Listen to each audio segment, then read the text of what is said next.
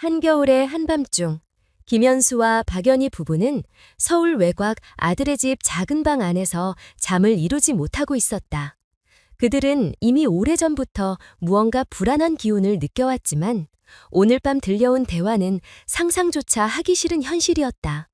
아들의 아내가 거실에서 누군가와 통화하며 노인 요양시설 이야기를 꺼냈고 곧 두 사람을 그곳으로 보내야 한다는 계획을 숨김없이 털어놓고 있었다. 지금까지 참아온 서운함과 괴로움이 한꺼번에 밀려오며 부부는 말없이 서로의 존재만 확인한 채 무거운 침묵 속에 앉아 있었다. 김현수는 올해 75살이었다. 평생 인천의 작은 주택에서 가족을 키우며 살았다. 젊은 시절부터 손재주가 좋아 직접 집을 고치고 가구를 만들며 이웃들에게 도움을 주곤 했다. 그 덕분에 마을 사람들에게는 믿음직한 가장으로 기억되었고 누구나 어려운 일이 있으면 현수를 찾아왔다. 아내 박연희는 올해 72, 남편 곁에서 세 자녀를 키워내며 늘 정이 많고 꼼꼼한 어머니로 살아왔다. 그녀의 손끝에서 나온 반찬과 바느질은 가족을 하나로 묶어주는 끈과도 같았다. 하지만 세월은 언제나 예고 없이 무너지는 순간을 안겨주었다. 세 자녀 중 둘째 아들은 군 복무 중 사고로 세상을 떠났다. 국군 장병으로서의 영예로운 장례식을 치렀지만 그 아픔은 평생 지워지지 않았다. 막내딸은 외국인 남편과 결혼해 호주로 떠났다. 연락은 드물어졌고 영상통화 약속도 시간이 지날수록 줄어들었다. 결국 두 사람의 곁에 남은 자식은 장남 김지훈 뿐이었다. 자연스레 부부는 지훈의 집과 더 가까워졌고 어려움이 있을 때마다 기댈 수밖에 없는 상황이 되었다. 문제는 몇 해 전 현수가 집 지붕을 직접 고치다가 크게 다친 사건이었다. 고집스럽게 전문가를 부르지 않고 스스로 처리하려다 추락해 고관절이 부러졌다. 수술비와 입원비가 한꺼번에 몰려들었고 메디칼 보험도 제때 갱신하지 못한 탓에 결국 빚이 남았다. 연희는 그때 처음으로 노후의 불안함을 뼈저리게 느꼈다. 평생 성실히 살아왔는데도 하루아침에 경제적 기반이 무너질 수 있다는 사실이 두려웠다. 설상가상으로 그 시기 지훈의 가구 제작 사업도 큰 어려움에 빠졌다. 경계 침체로 주문이 끊기고 대출 상환 압박이 심해졌다. 지훈은 결국 부모 앞에서 고개를 들지 못하고 자신의 상황을 털어놓고 있었다. 그 말을 듣는 순간 연희는 남편과 눈을 마주쳤다. 이제 선택은 분명했다. 부모로서 아들을 돕지 않는다는 건 상상조차 할 수 없는 일이었다. 결국 부부는 수십 년간 살아온 집을 팔기로 했다. 인천의 오래된 주택은 두 사람의 삶 그 자체였다. 아이들이 뛰놀던 마당, 기념일마다 모여앉던 부엌, 수없이 많은 밤을 지새운 작은 방까지. 모든 추억이 담긴 공간을 포기한다는 건 단순한 재산 정리가 아니었다. 그러나 그들은 묵묵히 계약서에 서명했다. 받은 돈으로 의료비를 갚고 남은 돈은 지훈의 빚을 정리하는 데 보탰다. 그 순간 그들은 부모로서 할 수 있는 마지막 희생을 다했다고 믿었다. 집을 떠나던 날, 연희는 낡은 찻잔 세트를 싸다가 눈물을 멈추지 못했다. 남편 현수는 아무 말 없이 짐을 정리했지만 속으로는 가슴이 무너져 내렸다. 그럼에도 그는 아내에게 말했다. 집이 아니라 우리가 곁에 있다는 사실이 더 중요하다고. 부부는 그 말에 의지하며 결국 모든 걸 내려놓았다. 지훈의 집으로 들어왔을 때 처음에는 환영받는 듯 보였다. 며느리 이선영은 형식적인 환대의 말을 건넸고 손주들은 진심으로 기뻐했다. 할아버지와 함께 새 집에서 새 추억을 만들 수 있다는 것이 아이들에게는 특별한 일이었기 때문이다. 그러나 시간이 지나자 그 환영은 점점 얇은 껍데기처럼 벗겨져 나갔다. 선영은 집안의 두 노인이 함께 산다는 사실을 곧 짐으로 여기기 시작했다. 좁지도 않은 집이었지만 그녀는 늘 공간이 부족하다며 불평을 늘어놓았다. 부부가 가져온 물건들은 하나둘씩 창고로 내려갔고 개 키우는 것도 못마땅하다며 불편한 기색을 숨기지 않았다. 지호는 그 모든 상황에서 침묵했다. 아버지의 희생으로 집을 지켜낸 사실이 마음을 짓눌렀지만 아내와의 갈등을 피하고 싶다는 이유로 한 발짝 물러나 있었다. 이날 밤 연희가 들은 통화 내용은 결국 부부의 존재가 더 이상 환영받지 않는다는 것을 뚜렷하게 증명해 주었다. 선영은 지인과의 대화에서 부모님을 요양원에 모시는 것이 필요하다고 말했다. 비용은 크지만 방법이 있다며 법적 절차를 통해 부부를 스스로 결정할 능력이 없는 사람으로 만들면 된다고 했다. 연희의 귀는 붉게 달아올랐고 눈앞이 아득해졌다. 그토록 희생했는데 돌아온 건 배제와 모욕뿐이었다. 현수는 아무 말도 하지 않고 앉아 있었지만 마음속에서는 복잡한 생각이 얽혀 있었다. 그는 이미 자신이 늙고 쓸모없는 존재로 전락했다는 사실을 인정해야 하는지 고민했다.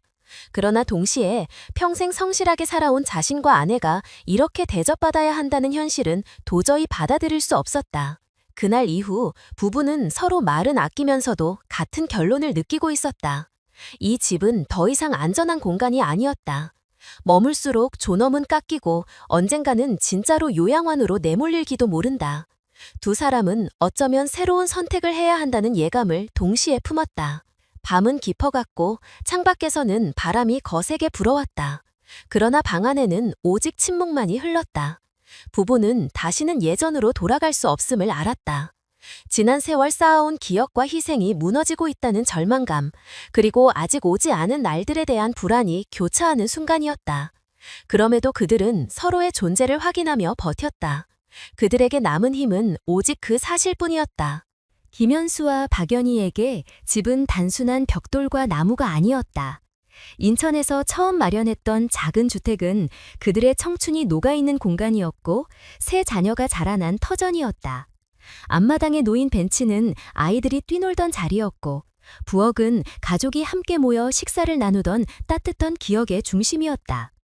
그러나 어느 순간부터 집은 단순한 추억의 상징이 아니라 팔아야만 하는 자산으로 바뀌었다. 현수의 수술비와 재활치료비는 생각보다 훨씬 컸다.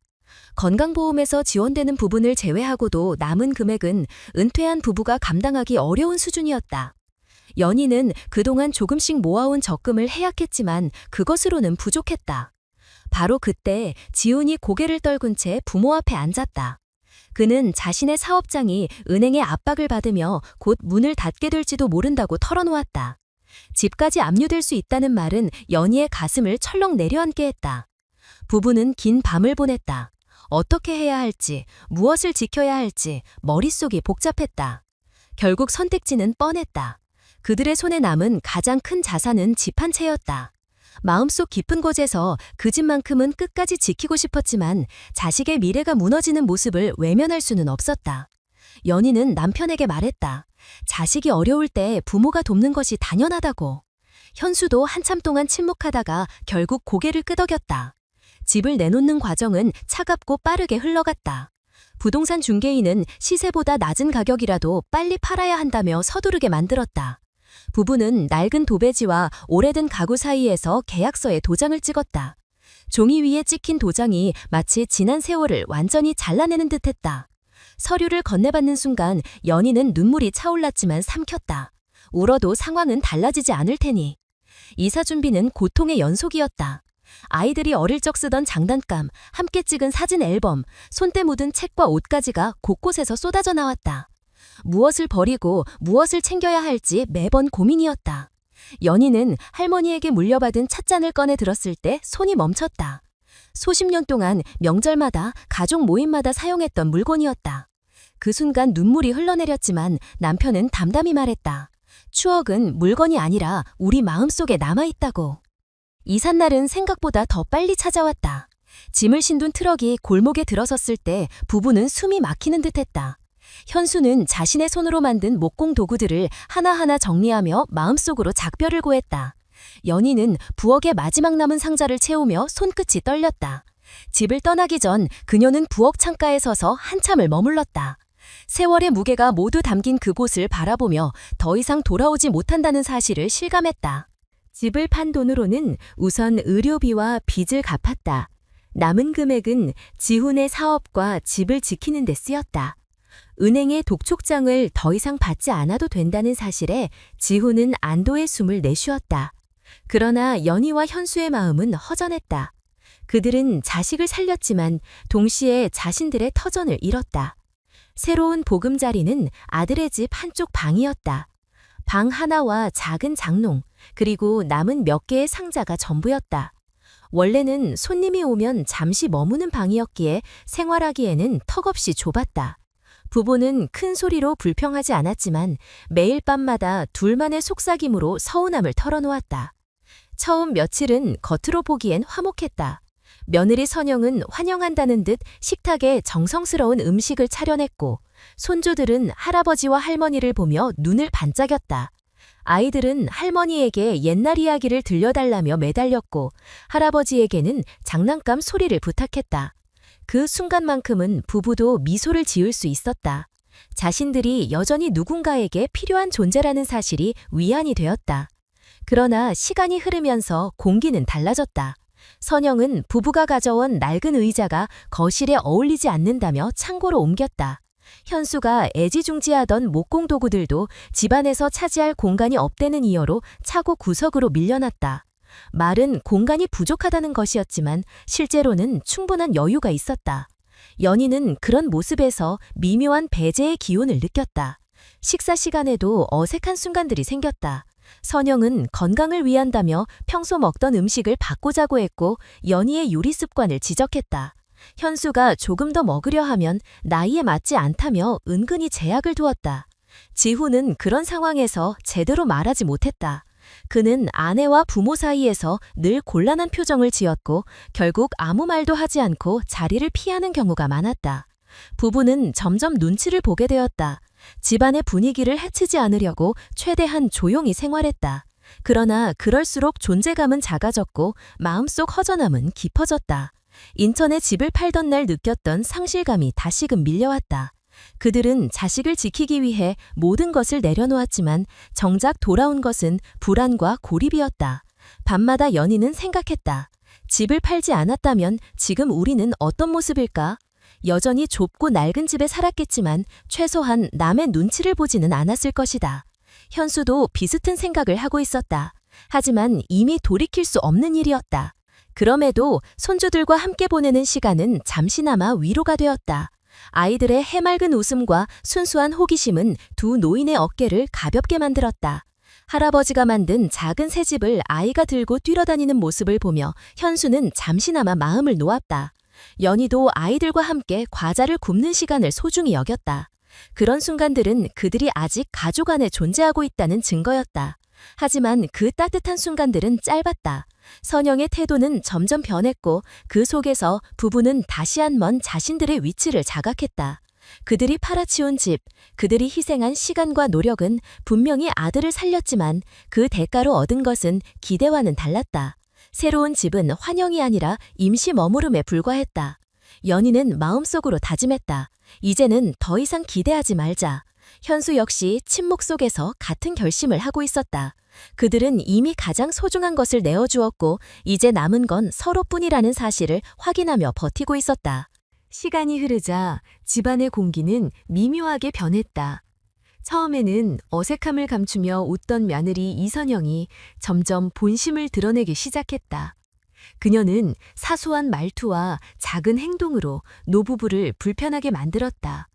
연희가 오랜 세월 사용해온 안락의자는 어느 날 갑자기 거실에서 사라졌다.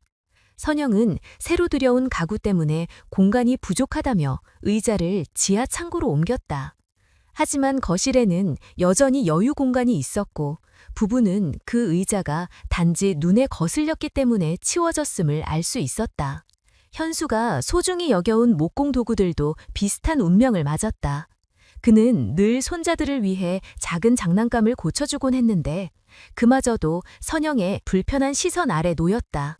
어느 날 차고에 나갔을 때 도구들이 먼지가 쌓인 채 박스 속에 넣어져 있는 것을 본 순간 현수는 가슴 깊이 무거운 돌덩이를 삼킨 듯한 기분을 느꼈다. 아들은 아무 말도 하지 않았다. 그저 피곤하다는 핑계로 대화를 피하며 부모의 상실감을 모른 척했다. 식탁에서도 긴장감은 더해졌다.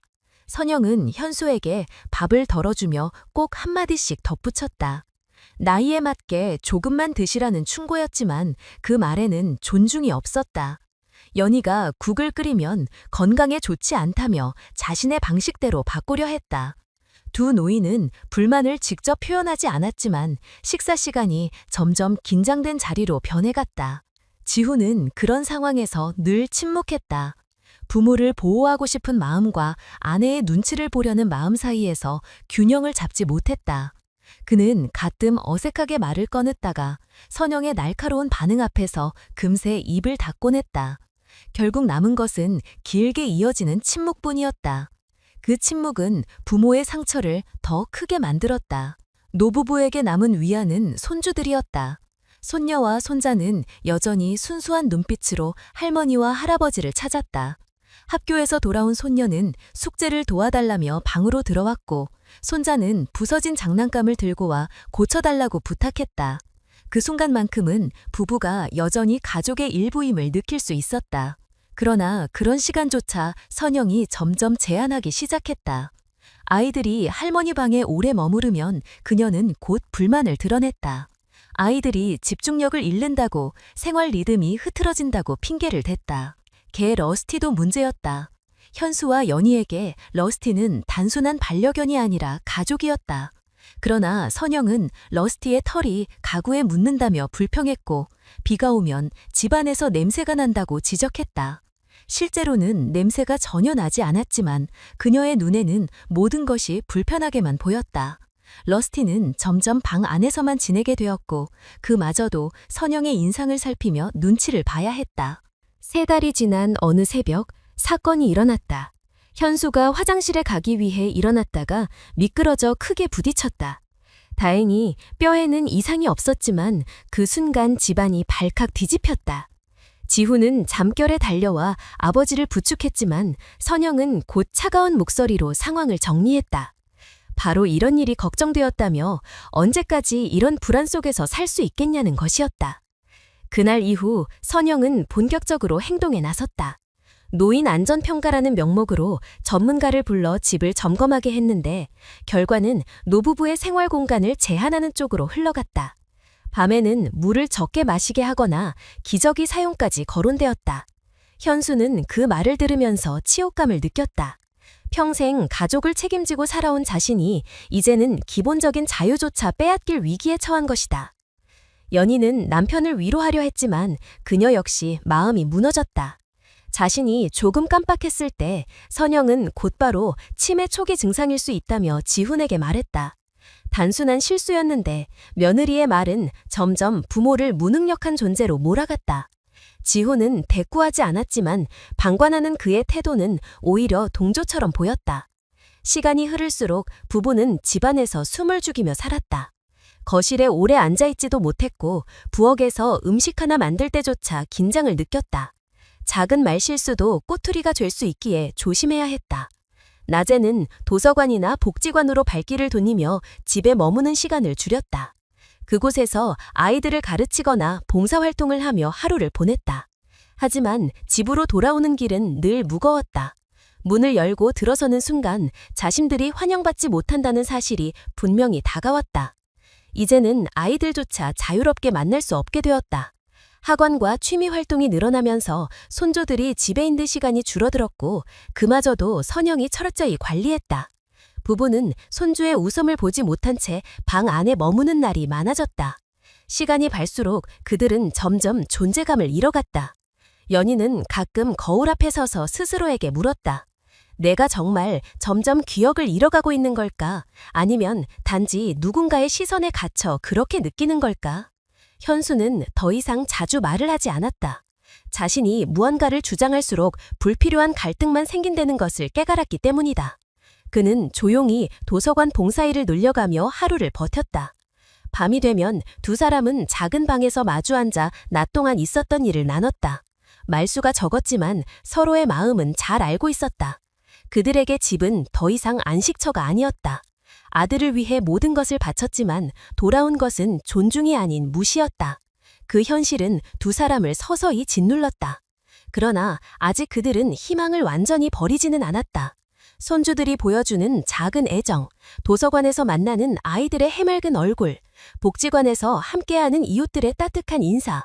그것이 그들이 버틸 수 있는 최소한의 이유였다. 하지만 언제까지 견딜 수 있을지는 알 수 없었다. 마음속에는 점점 큰 그림자가 들이오고 있었다.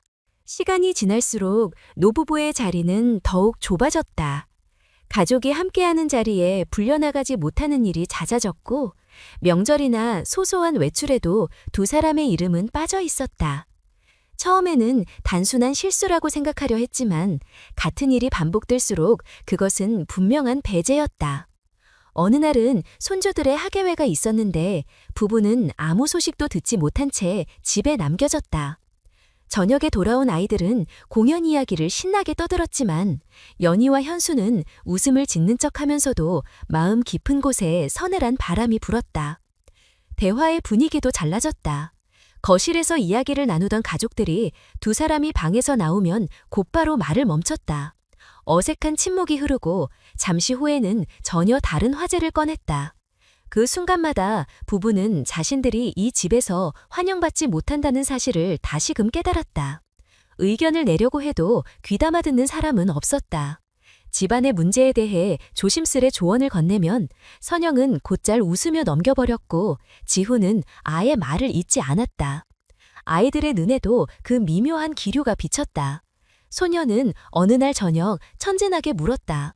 왜 엄마는 할머니가 안아줄 때마다 이상한 얼굴을 해? 그 질문은 식탁을 얼어붙게 했다. 선영은 아무렇지 않은 척 웃으며 그런 일 없다고 했지만 손자는 옆에서 맞장구 쳤다. 맞아. 마치 내가 싫은 음식 억지로 먹을 때처럼 보여. 아이들의 솔직한 말은 어른들이 외면하려던 진실을 정확히 드러냈다. 그 순간 지훈은 억지로 웃음을 지으며 대화를 돌렸지만 그 웃음 속에는 불편함과 회피가 섞여 있었다. 현수와 연희는 점점 자신들의 존재를 최소화했다. 낮에는 일부러 집을 비우는 날이 많아졌다. 현수는 도서관에서 목공 수업을 봉사로 맡아 아이들에게 나무 깎는 법을 가르쳤다. 아이들이 즐겁게 작품을 완성할 때면 자신이 여전히 누군가에게 도움이 된다는 사실에 작은 위안을 느꼈다. 연희는 복지관에서 퀼트 모임에 나가 함께 바느질을 하며 시간을 보냈다. 바느질을 통해 만들어지는 무늬 하나하나에 마음을 쏟으면서 잠시나마 현실의 고단함을 잊을 수 있었다. 하지만 집으로 돌아오면 상황은 달라지지 않았다. 손주들과 보내는 시간이 줄어들면서 부부는 저녁 식사조차 조용히 끝내야 했다. 선영은 아이들의 일정을 빽빽하게 채워 넣었다. 발레, 미술, 축구, 영어 학원까지 하루도 쉬지 않게 이어졌다. 아이들이 집에 돌아왔을 때는 이미 피곤해 지쳐 있었고 할머니, 할아버지와 함께할 여유가 없었다. 처음에는 단순히 교육열 때문이라고 생각했지만 시간이 흐를수록 그것이 의도적이라는 사실을 깨달았다. 손주들이 할머니, 할아버지와 함께하는 시간을 줄이려는 며느리의 계획이었다. 부부는 점점 말수가 줄었다. 작은 일에도 미안하다는 말을 입에 달고 살았다. 현수는 거실로 나가기 전에 늘 한참을 망설였고 연희는 작은 실수에도 가슴이 철렁 내려앉았다. 기억이 가끔 흐려지는 순간이 찾아오면 그것이 단순한 노화인지 아니면 정말 병의 전조인지 불안했다. 선영은 그럴 때마다 기다렸다는 듯 지훈을 향해 말했다. 점점 심해지는 것 같지 않아요? 조심해야 하는 거 아니에요? 몇 달 전 있었던 가스레인지 사건도 그녀의 입에서 부풀려졌다. 손주가 넘어져 무릎을 다친 순간 연희가 잠시 불을 끄는 걸 잊었을 뿐이었다. 곧바로 불을 껐기에 아무 일도 없었지만 선영의 입에서는 마치 큰 사고가 날 뻔한 것처럼 이야기가 변해갔다. 지우는 아무 말도 하지 않았고 그 침묵은 오히려 아내의 말에 힘을 실어주는 듯했다. 현수는 그런 상황에서 아내를 지켜주고 싶었지만 그의 항변은 늘 묵살됐다. 선영은 차분한 목소리로 말했다. 아버님이 이해해 주시는 건 좋지만 현실을 부정한다고 달라지는 건 없잖아요.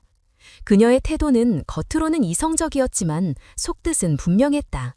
노부부를 점점 무능한 존재로 몰아가고 있었다. 지우는 점점 집에 머무르는 시간이 줄었다.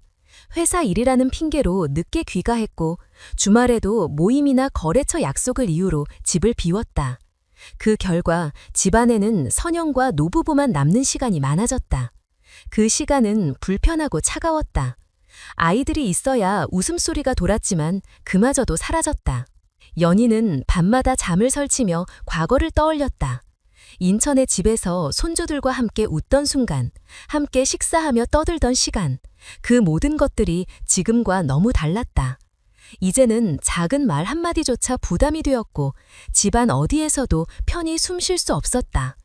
현수는 그런 아내를 바라보며 마음없이 손을 잡아주었지만 마음속에서는 자신이 짐이 되었다는 자책이 가득했다.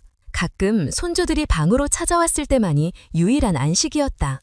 손녀는 할머니 품에서 한글을 연습하며 웃었고 손자는 부서진 장난감을 고쳐주는 할아버지를 여전히 영웅처럼 바라봤다.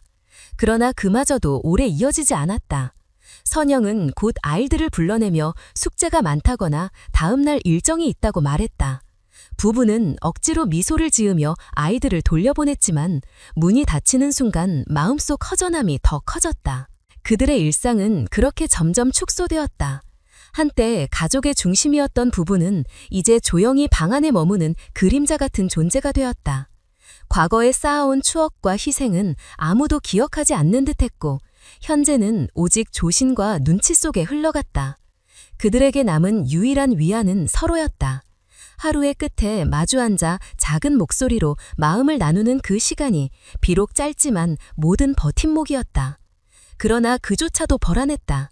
내일이 되면 또 어떤 일로 무시당할지, 또 어떤 구실로 비난받을지 알 수 없었다. 부부는 점점 스스로에게 묻기 시작했다. 우리는 정말 이곳에서 살 수 있는 걸까? 아니면 이미 오래전부터 쫓겨난 것이 아닐까? 어느 여름 저녁, 연희는 부엌에서 과일을 손질하다가 거실 창문을 통해 들려오는 낮은 목소리에 귀가 멈췄다. 지훈과 선영이 대화를 나누고 있었다. 평소처럼 아이들 교육이나 생활비 문제를 의논하는 줄 알았는데 익숙하지 않은 단어가 귀에 꽂혔다. 요양원, 법적 절차, 무능력 판정. 연희는 손에 쥔 칼을 내려놓고 숨을 죽였다. 선영은 차분하지만 단호한 목소리로 말했다. 부모님이 이 집에서 지내는 것이 언제까지 가능하겠냐는 것이었다. 반년 가까이 함께 살았지만 갈수록 불편이 커지고 있다는 불만이었다. 아이들이 성장하면서 공간이 부족하다고, 부부의 건강 문제도 걱정된다고. 그러나 말끝은 언제나 같은 방향으로 모였다. 결국은 요양원에 모시는 것이 최선이라는 주장. 지훈은 쉽게 대답하지 못했다. 그는 한숨을 쉬며 아직 그런 단계는 아니라고 말했지만 선영은 이미 계획을 세워놓은 듯 보였다. 그녀는 비용 이야기를 꺼냈다. 한 달에 4천만 원이 넘는 금액이 들지만 법적으로 보호자가 되면 부모의 연금과 보험금을 모두 관리할 수 있다는 계산이었다. 그 과정에서 필요한 것은 단 하나, 법원이 두 노인이 스스로 생활을 결정할 수 없다고 판정해주는 것이었다. 연희의 심장은 요동쳤다. 자신을 향해 날아드는 낯선 단어들이 머리를 때렸다. 무능력, 법적 보호자, 재산관리. 그 모든 말이 자신과 남편을 가리키고 있었다. 지호는 여전히 망설였다.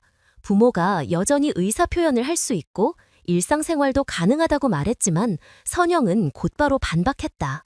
의사가 이미 아버지의 우울 증세와 어머니의 기억력 문제를 기록해 두었다는 것이었다. 그녀는 병원에서 상담할 때 일부러 그 부분을 강조했다고 덧붙였다. 마치 부모를 환자로 만들어야만 하는 이유를 스스로 만들어내는 것처럼 들렸다. 연희는 몸이 굳은 채 한마디도 할 수 없었다. 눈앞이 흐려지고 귀가 멍해졌다. 자신이 단지 작은 실수를 했을 뿐인데 그것이 누군가의 계획 속에서는 병의 증거가 되고 있었다. 남편이 다쳐 힘들어했던 시간이 이제는 우울증의 증거로 둔갑하고 있었다. 그날 밤 연희는 방으로 들어와 현수에게 모든 것을 전했다. 현수는 말없이 듣다가 긴 침묵 끝에 낮은 목소리로 말했다. 결국 우리가 짐이 되었구나. 그는 씁쓸하게 웃었지만 그 웃음 속에는 분노와 서글픔이 뒤섞여 있었다. 자신이 평생 성실히 살아온 결과가 이런 취급이라니 받아들이기 힘들었다. 부부는 그 후로 며칠 동안 불안한 시간을 보냈다. 선영은 태연하게 일상을 이어갔지만 그들이 느끼는 시선은 분명 달라져 있었다. 마치 이미 결론을 내린 듯 그녀의 행동에는 거리감과 냉기가 묻어 있었다. 지훈은 여전히 뚜렷한 태도를 보이지 않았다. 아내와 부모 사이에서 갈등하는 눈빛이었지만 결국 행동하지 않는 것은 아내 편에 서 있는 것과 다르지 않았다. 며칠 뒤 선영은 변호사와의 약속을 잡았다고 말했다. 연희와 현수는 직접 들은 것은 아니었지만 거실에서 통화하는 목소리를 통해 알 수 있었다. 무능력 심판, 재산 관리 권한, 법적 보호자라는 단어가 다시금 흘러나왔다. 그 순간 부부는 서로 눈을 마주쳤다. 두려움이 확신으로 바뀌는 순간이었다. 밤이 깊어가던 어느 날 지훈과 선영이 다시 대화를 나눴다. 방 안에서 조용히 누워있던 부부는 바닥 난방구멍을 통해 그들의 말소리를 고스란히 들었다. 선영은 이미 절차가 빠르게 진행될 것이라고 했다. 의사의 소견서와 기록이 준비되어 있고 변호사가 모든 서류를 정리하고 있다는 말이었다. 지훈이 부모의 의사를 묻자 선영은 냉정하게 대답했다. 그래서 무능력 판정을 받는 거라고. 그 말은 더 이상 부모의 뜻은 중요하지 않다는 선언과도 같았다. 현수는 숨을 죽이며 그 대화를 들었다.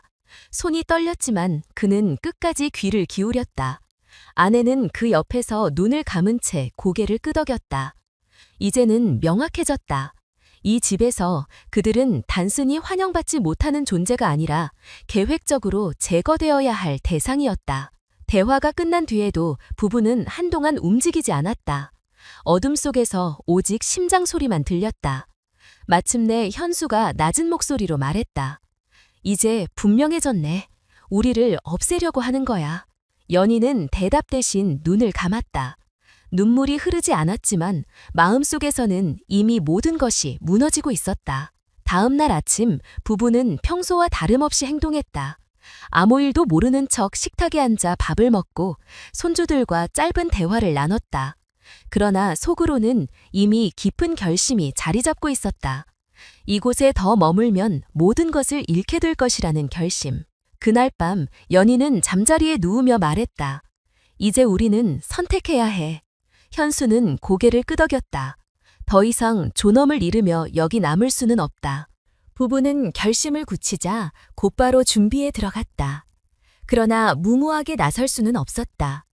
이 집에서 단 한 번의 실수라도 보이면 며느리의 계획을 앞당기는 증거가 될 수 있었다. 그래서 그들은 낮에는 평소와 다름없이 행동했고 밤에는 작은 목소리로 계획을 세웠다. 우선 돈이 필요했다. 연희는 오래전부터 비상금처럼 숨겨두었던 어머니의 유품을 떠올렸다. 작은 금반지와 귀걸이 그리고 손목시계가 있었다. 그것들은 가치를 떠나 자신과 가문의 기억이 담긴 물건이었지만 이제는 생존을 위해 내놓아야 했다.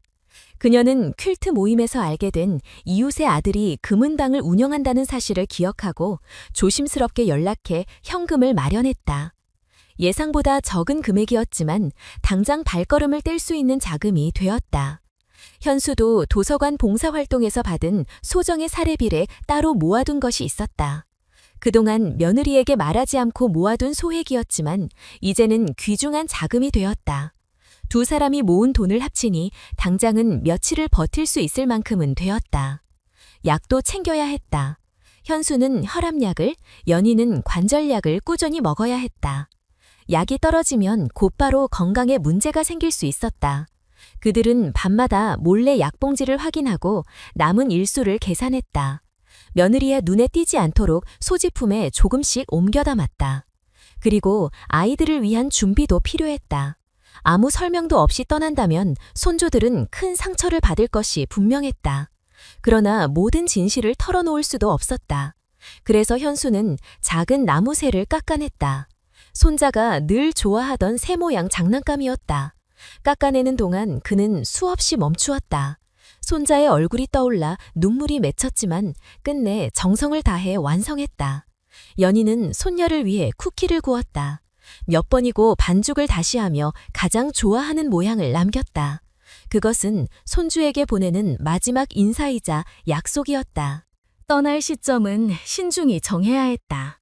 대낮에는 눈에 띌 수밖에 없었고 이웃들이 의심할 수도 있었다. 그래서 깊은 밤 모두가 잠든 시간을 택했다. 계획은 단순했다. 최소한의 짐만 챙겨 조용히 집을 빠져나가 근처 버스 정류장까지 다는 것. 멀리 가지 않아도 좋으니 우선 이 집에서 벗어나야 했다. 마지막 며칠 동안은 이상하리만큼 시간이 느리게 흘렀다. 부부는 평소처럼 아이들과 웃으며 이야기를 나눴고 며느리의 눈치를 보며 식탁에 앉았다. 하지만 마음속에는 시계가 똑딱거리며 탈출의 날을 향해 가고 있었다. 그들은 서로 눈빛만으로도 확인했다. 준비는 끝났다는 묵묵한 합의였다. 드디어 그날 밤 시계가 12시를 향해 가자 두 사람은 천천히 움직였다. 작은 가방 2개에 옷과 약, 그리고 꼭 필요한 서류를 넣었다. 아들의 사진과 막내딸의 편지, 그리고 가족 앨범에서 뽑아낸 몇 장의 사진도 챙겼다. 무겁지 않으면서도 마음의 버팀목이 되는 것들이었다. 러스티는 이상한 기운을 감지한 듯 불안하게 움직였다.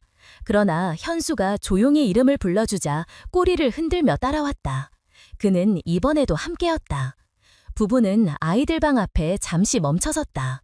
문을 열지는 않았지만 그 안에 있는 아이들의 얼굴을 마음속에 새겼다. 현수는 손자의 창가에 나무새를 놓았고 연희는 손녀 책상 위에 쿠키통을 두었다. 그것이 마지막 선물이었다. 모든 것이 준비되자 부부는 조심스레 현관문을 열었다. 잠시 삐걱거리는 소리에 가슴이 멎는 듯했지만 아무도 깨지 않았다. 그들은 발자국 소리조차 줄이며 골목길로 나섰다. 새벽 공기가 차갑게 다가왔지만 두 사람은 발걸음을 멈추지 않았다. 뒤돌아보지 않는 것이 원칙이었다. 버스 정류장에 도착했을 때 현수는 낮은 목소리로 말했다. 이제 우리는 더 이상 이 집의 손님이 아니야. 연희는 고개를 끄덕이며 대답했다. 그래, 이제부터는 우리 둘이 선택하는 길로 가는 거야. 버스가 도착하기까지 시간이 남아 있었지만 그들은 그 짧은 순간에도 무거운 짐을 내려놓은 듯한 자유를 느꼈다. 불확실한 내일이 기다리고 있었지만 최소한 오늘 밤만큼은 누구에게도 통제받지 않는 자신들만의 선택이었다. 첫차 버스가 도착했을 때 부부는 망설임 없이 올라탔다. 운전기사는 개를 동반한 노부부를 잠시 흘겨봤지만 현수가 짧게 이유를 설명하자 더 묻지 않았다. 그들은 버스 맨 뒷좌석에 앉아 서로의 손을 꼭 잡았다. 창밖으로 아들의 집이 멀어져가는 모습을 보며 연희는 눈을 감았다. 돌아갈 수 없는 길이라는 사실이 마음속에 새겨졌다. 버스는 새벽의 도심을 빠져나가 국도를 달렸다. 노부부는 다음 행선지를 미리 정한 것은 아니었다. 다만 멀리 가지 않더라도 지금의 공간에서 벗어나는 것이 우선이었다.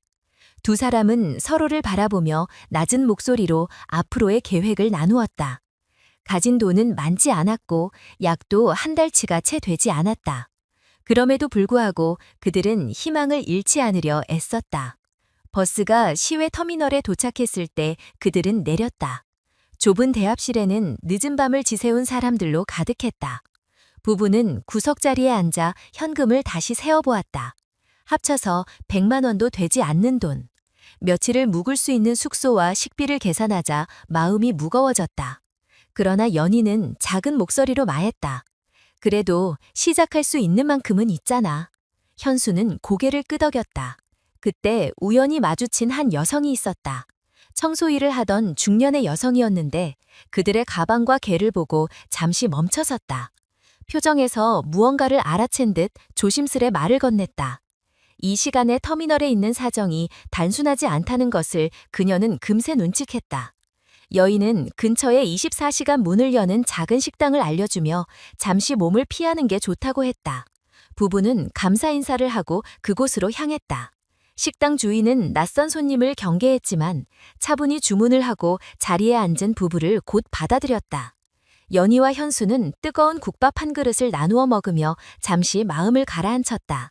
새벽의 허기를 채우면서도 그들은 앞으로 어떻게 살아갈지 다시 의논했다. 돈이 줄어드는 속도를 늦추려면 머물 곳과 일거리를 찾아야 했다. 며칠 뒤 우연히 만난 한 트럭 운전기사가 부부의 사정을 듣고 강원도의 작은 마을까지 태워주겠다고 했다. 그는 군 복무 시절의 인연을 이야기하며 자신도 홀로 늙어가는 어머니를 돌보고 있다고 털어놓았다. 노부부는 잠시 망설였지만 이곳에서 더 지체하면 방법이 없다는 생각에 동행을 수락했다. 강원도의 작은 읍내와 도착했을 때 부부는 낯설지만 묘하게 편안한 공기를 느꼈다. 화려한 건물도 빠른 발걸음도 없었다. 사람들은 서로 이름을 부르며 인사를 나눴고 낯선 얼굴을 경계하기보다는 궁금해했다. 그곳에서 가장 먼저 다가온 이는 동네에서 오래된 분식집을 운영하는 아주머니였다. 그녀는 부부의 사정을 듣더니 마침 가게에서 일손이 필요하다며 짧은 기간이라도 도와줄 수 있겠냐고 물었다.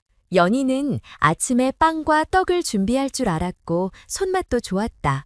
가게 일은 힘들었지만 익숙한 손길로 반죽을 하고 간단한 음식을 만들어내는 일은 그녀에게 익숙했다. 현수는 무거운 짐을 나르고 부서진 의자나 간판을 고치는 일을 맡았다. 작은 보수와 함께 방 한 칸을 내주겠다는 제안은 부부에게는 기적 같았다. 며칠이 지나자 사람들은 그들을 조금씩 받아들였다. 가게에 들르는 학생들은 연희가 구워주는 빵을 좋아했고 동네 주민들은 현수가 고쳐놓은 의자와 간판을 보며 감사를 전했다. 부부는 처음으로 자신들이 다시 필요하다는 감각을 되찾았다. 연희는 늦은 방 안에서 작은 노트를 꺼내 하루를 기록하기 시작했다. 오늘 몇 개의 빵을 만들었는지, 손주들에게 남기고 싶은 말이 무엇인지 적었다. 글씨는 서툴렀지만 그녀에게는 그것이 마음을 붙잡는 유일한 방법이었다. 현수는 나무 조각을 조금씩 다듬으며 시간을 보냈다. 손에 쥔 칼과 나무 냄새는 그에게 살아있음을 알려주는 신호였다. 그러나 여전히 불안은 남아있었다. 가진 돈이 빠르게 줄고 있었고 언제까지 일자리를 유지할 수 있을지도 알 수 없었다. 몸은 예전 같지 않았고 작은 병이라도 생기면 감당하기 어려울 터였다. 그럼에도 그들은 서로를 바라보며 말했다. 여기까지 왔으니 이제는 버텨야 한다고. 그 마을의 주민들은 소문을 통해 부부의 과거를 어렴풋이 알게 되었다. 아들에게 집을 내주고 떠난 사연은 듣는 이들의 마음을 흔들었다. 동네 사람들은 직접적으로 묻지 않았지만 눈빛 속에는 연민과 존중이 섞여 있었다.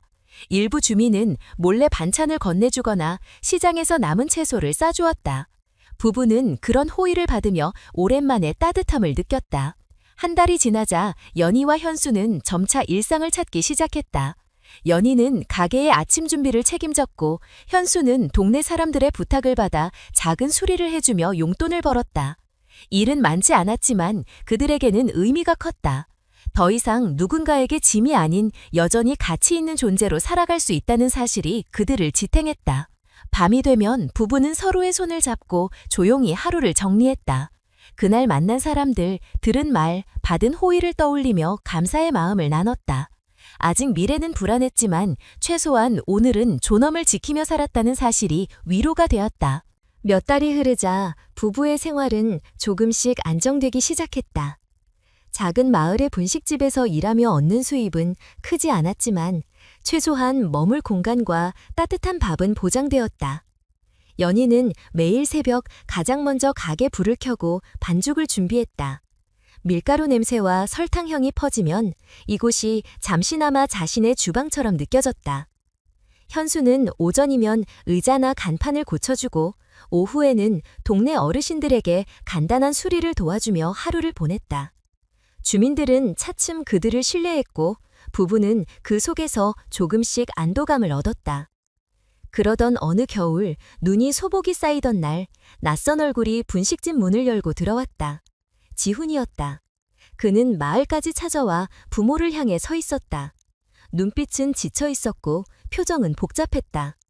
연희는 순간 숨이 막히는 듯 했지만 이내 마음속 깊은 곳에서 밀려오는 감정을 억누를 수 없었다. 현수도 말없이 아들을 바라봤다. 지훈은 서툰 목소리로 부모를 불렀다. 그동안의 공백과 배신이 단번에 메워질 수는 없었지만 진심 어린 눈빛만은 분명했다. 그는 아내와 갈등 끝에 결국 별거를 선택했다고 털어놓았다. 아이들을 지키기 위해서라도 부모와의 관계를 회복해야 한다는 사실을 깨달았다고 했다.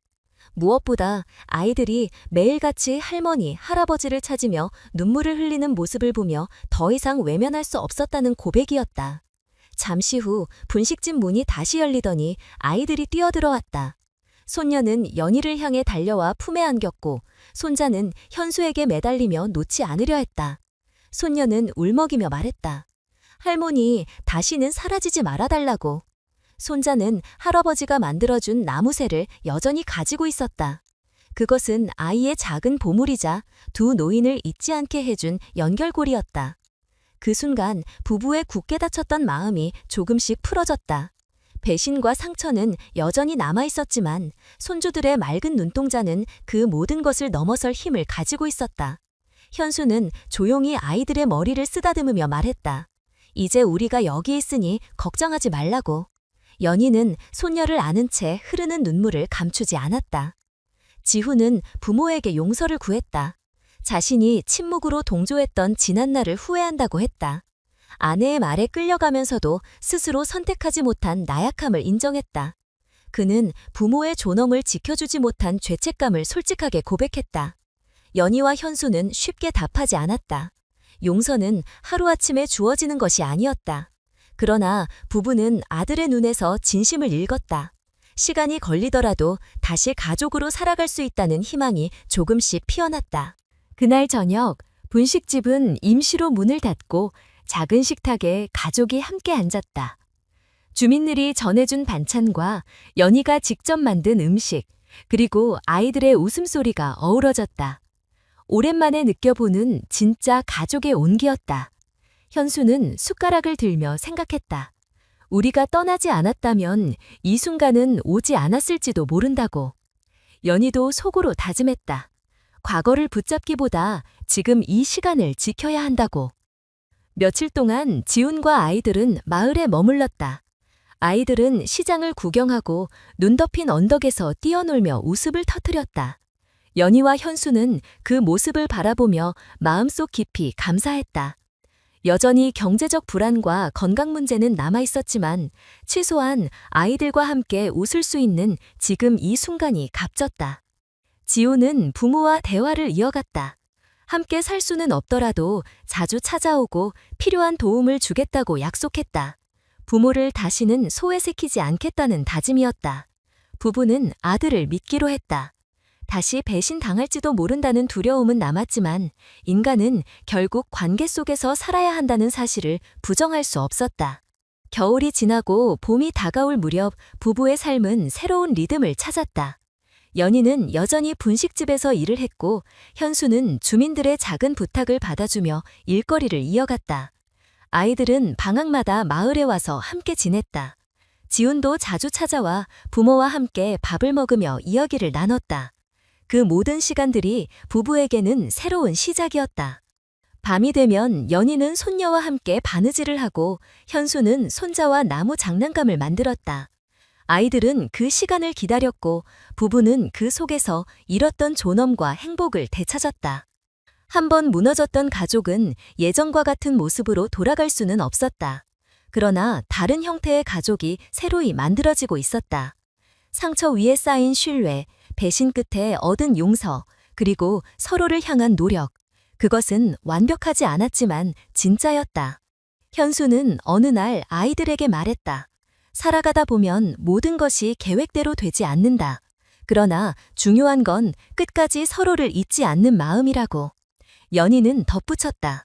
집이란 벽돌이나 지붕이 아니라 함께하는 사람들 속에 있는 것이라고. 아이들은 그 말을 또렷하게 기억하려 애썼다. 노부부는 이제 더 이상 과거를 후회하지 않았다. 그들은 존엄을 지키기 위해 떠났고 떠남 속에서 새로운 삶과 공동체 그리고 다시 이어진 가족을 얻었다. 삶의 의미는 잃은 것을 세는 데 있지 않았다. 남은 것으로 무엇을 만들어가는가에 있었다. 눈 내린 마을 밤하늘을 바라보며 부부는 손을 잡았다. 긴 여정 끝에 다시 얻은 자유와 존중, 그리고 아이들의 웃음이 곁에 있었다. 세상은 언제든 차갑게 등을 돌릴 수 있지만 인간은 다시 서로를 마주보며 살아갈 수 있다는 사실을 그들은 온몸으로 증명하고 있었다. 인생의 마지막 길 위에서 그들이 배운 것은 단순했다. 존엄은 누군가가 주는 것이 아니라 스스로 지켜야 하는 것이고, 가족은 피로만 이어지는 것이 아니라 선택과 노력으로 다시 세워지는 것이라는 진리였다. 오늘 이야기를 끝까지 들어주신 모든 분들께 진심으로 감사드립니다. 오늘 함께 나눈 이야기는 단순한 가족사의 기록이 아니라 우리 모두가 살아가며 부딪히는 인간적인 고민과 선택의 문제였습니다.